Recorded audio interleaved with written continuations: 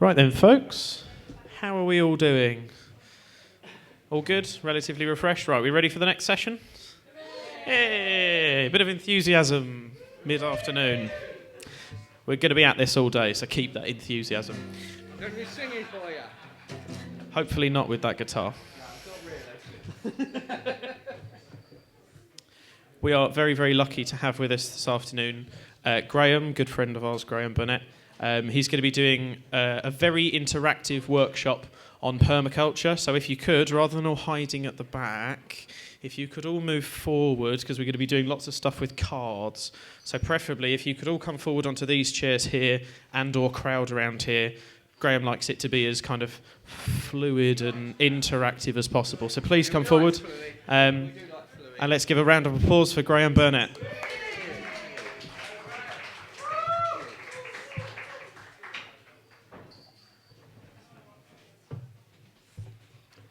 Okay, good afternoon. A few weeks ago, I think it was around about Christmas time, James asked me if I'd do a talk about permaculture. So I just thought maybe a little bit of a general kind of asking the question or responding to the question, what is permaculture, I guess. So rather than me standing here telling you what is permaculture, I'm going to kind of bounce that question back into the room a little bit and ask you, what is permaculture? And maybe throw some ideas out and then we can kind of pick a story out of that or build a narrative from those words about permaculture. So gentleman there, Mr. Hurd with his hand up, permaculture. Say that a bit louder. Come down the front, stop lurking at the back. Unless you buy me a drink, and it's okay. I think it's about sort of looking at natural systems and trying to emulate them in a way to save energy. So kind of mimicking natural systems to kind of save energy, effort, all that sort of thing. Yep. Okay. Any advances on? Oh, he's gone back up the back now. There is a table. Or a piano, you can stand it on. So we've got mimicking natural systems.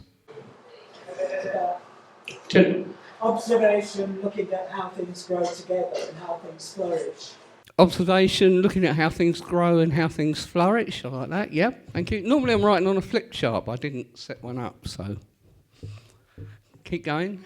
The symbiotic relationship of different plants that support each other in some kind of way that was hugely beneficial to the plants as a...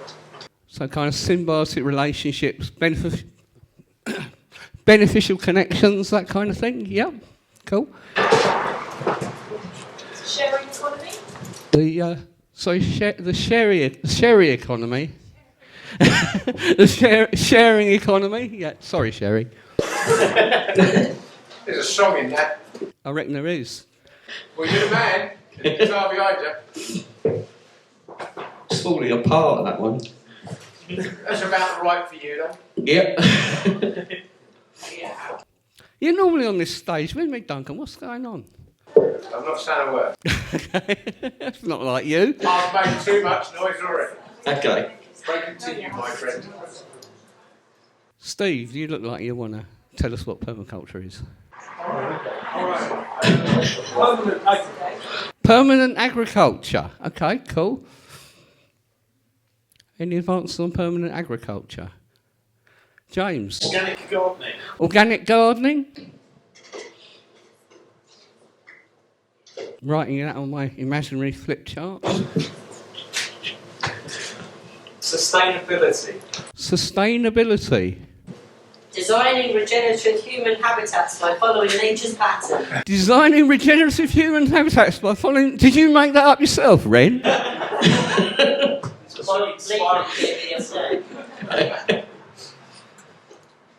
we'll have a couple more and then we'll build a narrative out of that. Gentleman there? Not interfering too much with the way nature works. Not interfering too much with the way nature works. Yep, cool. Lady there? Trying to copy the productivity of the living day. So could you say that slightly louder? Trying to copy the productivity of the woodland edge so you get the different levels producing. Okay, so trying to copy the production, the kind of ecology of the woodland edge and the different levels of the different trees and plants.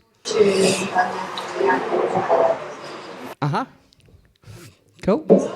More. James, did you? Maybe the word for that being biomimicry. Biomimicry. Okay, cool. I like that word. Yes, indeed. Okay. Any advances on biomimicry? Oh, there's a word. There's a word. Following on from that, ecomimethys. Ecomimethys. Which is similar to biomimicry. Ecomimethys. Ecomimethys. Yeah. Mimethys. Okay.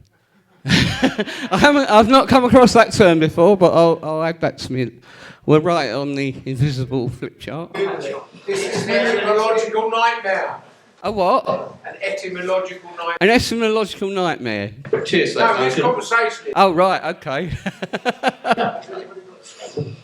Okay, so we've thrown a few words into the mix there, and I think what kind of becomes clear is that permaculture sort of seems to have different meanings for different people.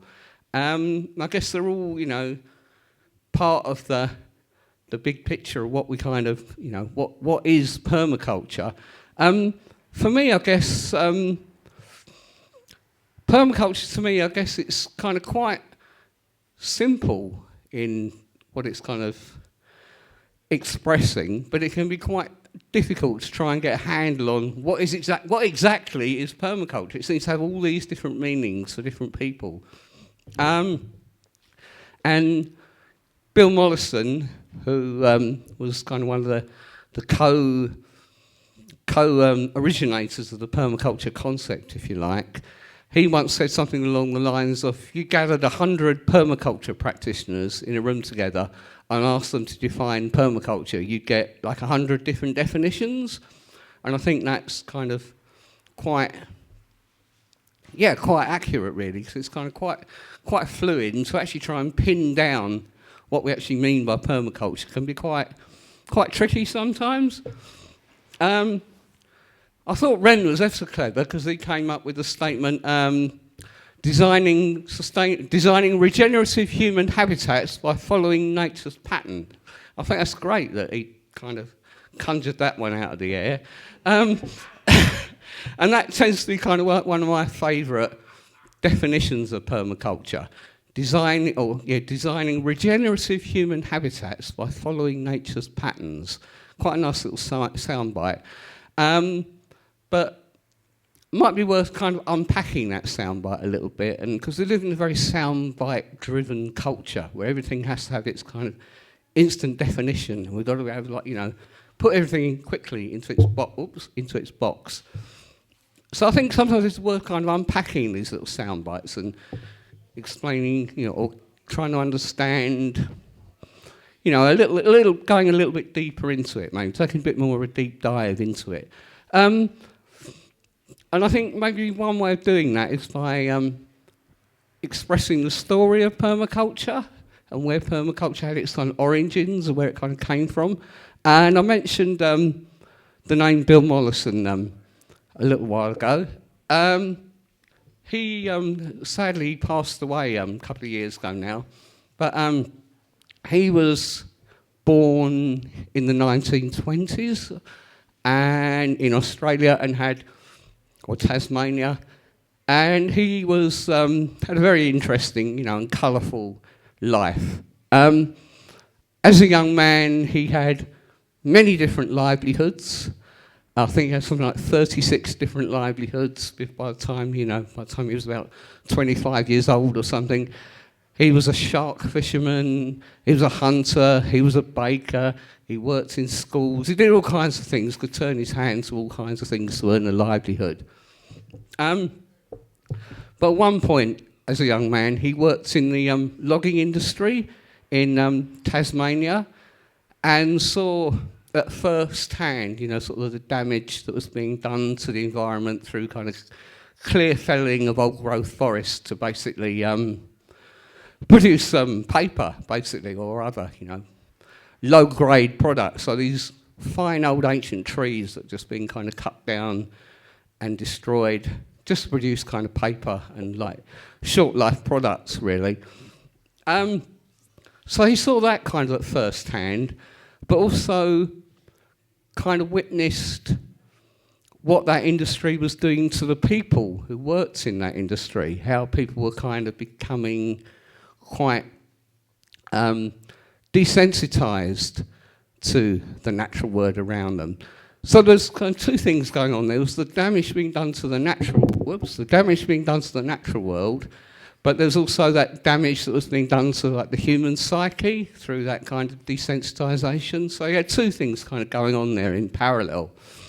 And after a while, he kind of didn't do that anymore. And moving forward a little bit in time, I think we're coming up to like the 1950s. He actually, in his own words, he withdrew from society in disgust. So he just kind of moved out of society, he actually moved into the rainforest. He built a little kind of cabin in the rainforest and spent some time kind of living in that, in the rainforest, just kind of observing what was going on, and how the various elements within the rainforest would interact with each other. And in particular, he observed kind of how certain, how the, I suppose that was the beginning of his sort of systems thinking, like looking at the system of the rainforest and how those different elements within the rainforest would interact with each other, how various mammals would be kind of eating the fruit from the trees, and then their droppings would kind of fall to the ground, and the fungi would break that down, and the bacteria, and then the trees would reabsorb those nutrients, and everything kind of flowed around. And not only was it a self-sustaining system, it's also a very abundant system, and also a very low-maintenance system. It kind of took care of itself, had its own kind of checks and balances. Like no one was coming in with bags of fertiliser to feed the trees in this forest. Nobody was coming along with, pesticides and herbicides to sort of like knock back the plants that were kind of getting out of hand. It was like a self-regulating system, really. And he kind of noticed that it wasn't so much the number of elements within that system that kept it healthy and abundant. It was the number of interactions between the different elements within the system. And the more elements could interact with each other, the stronger and more resilient that system would be. Is this kind of making sense so far? Okay, so that was kind of a bit of an epiphany moment for Bill Mollison. And we'll fast forward a few more years now to sort of the late 1960s, early 1970s, when there was kind of maybe the beginnings of ecological consciousness, people kind of becoming more aware of environmental issues. And I think there were some key texts around at that time. There was Rachel Carson's book, Silent Spring, which kind of warned of kind of the dangers of pesticides being used in agriculture and all that kind of damage of conventional agriculture was doing to ecosystems. And another work that was published around that time was a report by an organised, or kind of a think tank called the Club of Rome, and they published a report called Limits to Growth. Not sure the year. What year was it, James?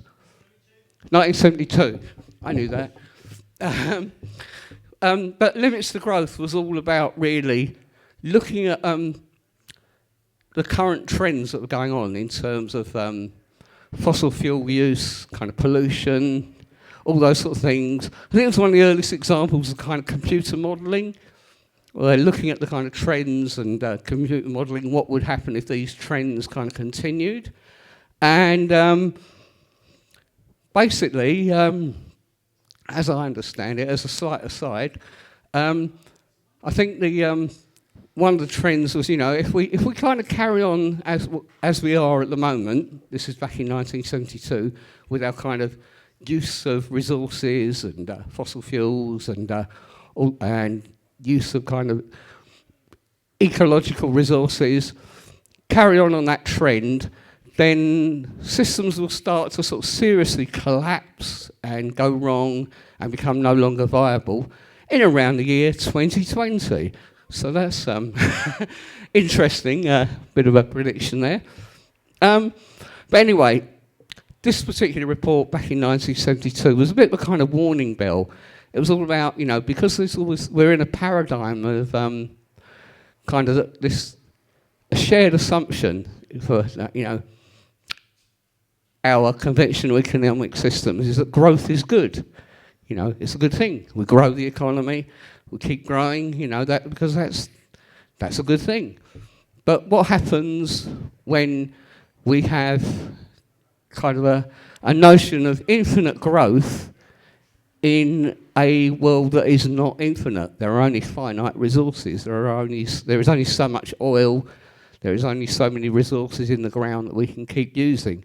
So what happens when those kind of a philosophy of infinite growth bumps up against a real world of finite resources, and they kind of start to come together?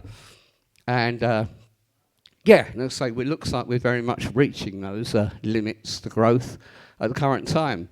Anyway, they were kind of responding to, it was Bill Mollison by this time. He was lecturing at the University of Tasmania, and one of his students was a guy called David Holmgren, and together they worked on, they were thinking about, one of the causes of this kind of, ecological catastrophe that is starting to loom before us is our current ways of growing food, our food production systems, industrialised food production systems. And their sort of thinking was, well, is there ways that we can actually kind of feed, carry on feeding the population, because people still need food, without, that's kind of not going to kind of be degrading, ecologically degrading, destroying soil, polluting the atmosphere, all the rest of it. Is there a way we can actually create a form of agriculture that is kind of, permanent, as it can go on into perpetuity? Not it never changes, but it kind of can go on into perpetuity, not only feed us, but also kind of feeding future generations without degrading the resource base of our children, our children's children, and so forth. So is there a way we can actually kind of create a permanent agriculture? I think it was Steve said, this, when we did the little, what is permaculture? That permaculture, originally it was this idea of how can we develop kind of a permanent agriculture? And that's where kind of Mollison was reflecting on, his lessons and observations and the time spent in the rainforest. What if we could create food production systems that kind of looked like or were modelled on those kind of ecosystems rather than the kind of systems that are more, the industrialised agricultural systems we're used to? And they published a book in 1978, I believe. It was kind of like a little manifesto in a way called Permaculture 1, which kind of was the book that kind of originally set out a lot of those ideas and a lot of that thinking.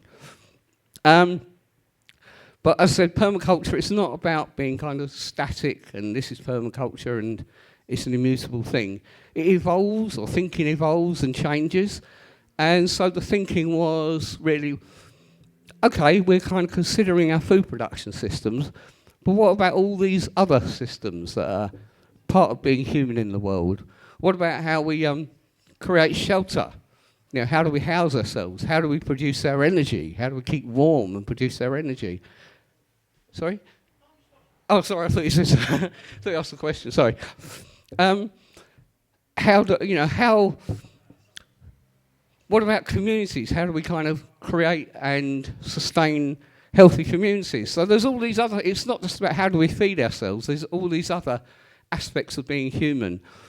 And so permaculture, it kind of began as permanent agriculture, but later became sort of more permanent culture, sort of bringing together those two words, permanent and culture. So that I would say, would, in a nutshell, is kind of where permaculture kind of came from.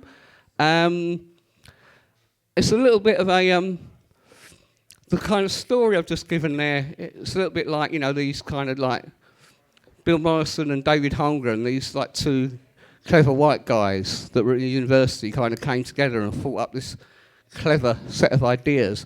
But it's actually a much more kind of complex story than that, and there are a lot more kind of voices in there. A lot of the permaculture thinking came from like indigenous cultures have actually lived, you know, kind of quite close to the earth for kind of thousands of years. So there were, you know, a lot of those ideas in there.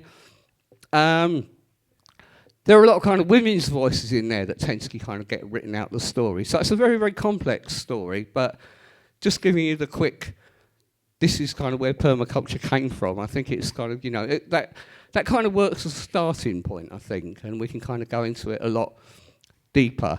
Couple of other points that came from the what is permaculture little collective brainstorm we did there a moment ago. I think the word sustainable came up, which to me kind of actually raises some questions about, well, what do we actually mean by sustainable, and what is it that we're trying to sustain, I guess. The dictionary definition of sustainable is something like can be continued into perpetuity, so we can kind of keep doing this thing. And I guess for me, we're at a place now where kind of sustainable is kind of okay, almost like as a baseline, you know, okay, let's not make things any worse. But actually, maybe we should be thinking about how can we actually proactively make things better. So a word I kind of tend to prefer to sustainable is regenerative. So it's actually not about, you know, things going on as they are into perpetuity. It's actually, you know, how can we actually build soils? How can we actually improve biodiversity? How can we actually regenerate kind of economies and livelihoods that are kind of living, you know, that are local, that are kind of using natural resources, that are kind of supporting people's livelihoods without kind of getting into an exploitative situation? Does that kind of make sense? I think I like to think of it that if we think of an imaginary line across the room, and at that end of the room we have regenerative practices that are kind of building biodiversity, that are restoring soils, that are creating more kind of forests and all that kind of stuff. And at this end of the room, the line, we have a lot of our current practices that are very much about extractive practices, very exploitative, very resource hungry, very damaging to the environment and all the rest of it. So if we've got that imaginary line, I guess to me sustainability is about kind of where I'm standing at the moment here. But I guess in permaculture what we're trying to do is move the room, not move everyone out the pub, but because James wouldn't like that, but actually kind of moving things more to that end of the room than that end of the room. Does that kind of make sense? Well, the last thing I'd say about sustainability is think if you're having a conversation with somebody about one of the most important people in your life, could be your partner, kind of your best friend, family members or something, and someone's to ask you, what is the quality of that relationship that you have with that very special person in your life? Would you say, well, it's sustainable, I suppose? Or is it actually all about, trying to build something that's, becomes deeper, more complex and richer over time? So I guess that's my kind of response to the idea of permaculture being about sustainability. How am I doing for time? Loads of time. Okay, cool. Okay, so hopefully folks have got a little bit of a sense of kind of what permaculture sort of means to me. As James said, it's going to get a little bit kind of interactive now, really, because permaculture is essentially it's kind of a design system. It's about kind of thinking about consciously how do we design the world around us, how we design our agricultural systems, how we design our kind of cultures and communities to be more regenerative in their nature. And to help us with that design process, at the core of permaculture, there's a set of 3 ethics. These being earth care, people care, and fair shares. So earth care being about, you know, those practices that build biodiversity, that care for soil, that are looking after our oceans or stopping the pollution of our oceans. So kind of the world around us, if you like, it would be the earth care. The people care, I guess, is about kind of us, you know, and practices that are kind of, you know, looking after ourselves, looking after each other, building a world where, you know, it's not just about natural ecosystems and all that, it's about a world that's good for kind of people to live in as well. And fair shares would be the kind of the ethic that's kind of about how we make that happen in the world. There was a quote from Gandhi that there's enough in the world for all of our needs, but not for all of our greed. And I think that's kind of quite a nice summary of the fair shares ethics. So it's all those questions around how do we actually think about what does fair shares actually mean? What does it actually kind of look like? What's the reality of kind of who decides what's fair? Who decides what's not fair? So it's all those kind of questions that are being kind of raised. So there's that kind of core of ethics at the heart of permaculture. And there's also lots and lots of design principles. There's loads and loads and loads of design principles which I haven't got time to really get into now, but I'm going to introduce a few here. I'm going to introduce 6 of them. And the way I'm going to do that, if people would like to stand up and move forward. On the stage here, you will see a whole, let's move this back, you'll see a whole bunch of cards laid out. And on those cards, there are, on the green cards, there are the 3 ethics of permaculture, I kind of named, and the 6 of the permaculture principles, what are sometimes called the attitudinal principles of permaculture, which is about how we might approach a problem or a challenge. And then on the blue card, there's a little kind of explanation or soundbite that kind of goes into that principle or ethic a little bit. And then also there's like a photograph that each of those photographs has kind of like, you know, I chose those photographs, so they have a story embedded in them, to me, that makes sense to me. But it's sometimes interesting to see what other stories come out for other people and what other people see in these images.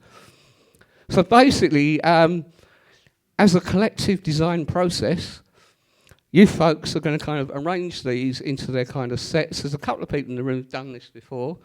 But, so what you'll it's just like happy families, really, you know, that you play at Christmas and stuff.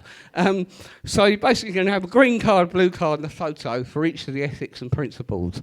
And I'm going to give you a bit of time to, as a collective, as a group, to kind of sort those into where you think they kind of fit together. And this isn't so much about the end result or getting it right or not getting it right or whatever. What's important really is kind of about the conversations and that people just kind of have a chat about it and discuss these and what might kind of come out from some of these little principles and ethics and whether they kind of make any sense in your own lives, something like that. Anyway, I'll stop talking and let you kind of get on with that for a little bit. Is that okay? And then after a period of time, we'll see what people come up with. So go for it.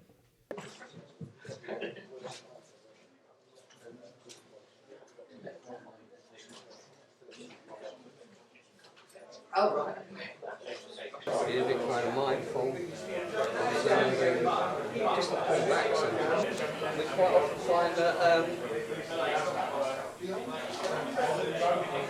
when we're kind of rethinking in that way, kind of resource the multivariance, which is actually a little bit short now. Every element should be supported by multiple. Every functions respond by multiple elements and every element is served.